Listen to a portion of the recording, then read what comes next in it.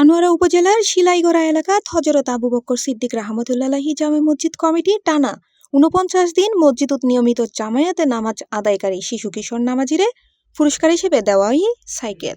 শুক্রবার জুমার পরে শিলাইগড়া এলাকাত হযরত আবু বকর সিদ্দিক রাহমাতুল্লাহি জামে মসজিদ প্রাঙ্গণত নামাজ আদায়কারী ২৫ জন নামাজিরে সাইকেল ও ক্রেস্ট প্রদান করা হয়।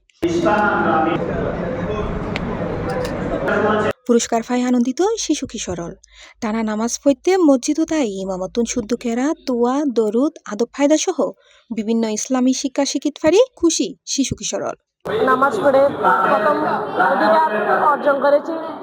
নামাজ মূলত পুরস্কার জন্য নয়, নামাজ অত্যন্ত গুরুত্বপূর্ণ। নামাজ বেহেশত হিসাবে আমি আল্লাহর কাছে শুকরিয়া আদায় করি, পুরস্কারটা পাইছি। নামাজ পড়লে আমাদের শরীর সুস্থ থাকবে, আমাদের নামাজ শৃঙ্খলা, নামাজ ঝগড়া মুক্ত, মাদক মুক্ত। ৪৯ দিন ব্যাপী নামাজ পড়ার কারণে যে পুরস্কারটি পেয়েছি, এই পুরস্কারটি পেয়ে আমি অনেক ভালো লাগতেছে। এই পুরস্কারটি আমার পুরস্কার মনে হচ্ছে না, এটি পেয়ে আমার মনে হচ্ছে আমি আরো ভবিষ্যতে যেন আরো ৫ ওয়াক্ত নামাজ প্রতিদিন জামাত সহকারে আদায় করতে পারি। ছোটবেলা থেকে নামাজ অভ্যস্ত থাকি, তাহলে আমরা যখন বড় হব তখন আমাদের আচরণ অনেক ভালো হবে।